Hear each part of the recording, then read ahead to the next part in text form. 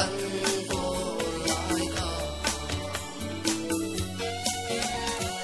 ai chỉ để chán tất cả căn lên mà đắng dâu ta xì mình ăn chia cho ta đi ăn đàn chi ăn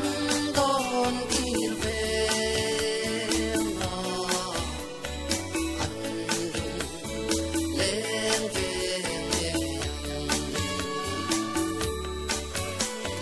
ăn vui bên nhà đi đang kinh đắm dài cha rau mấy gì dài lên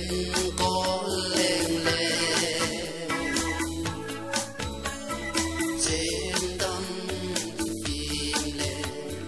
tiếng hà lên lên nung ta răng chia tiền ngày tiết chế mình qua tu tế lên lim tế dài tình căn vô lại cả ai chỉ để chán tất cả căn lên nào đắng dâu ta xì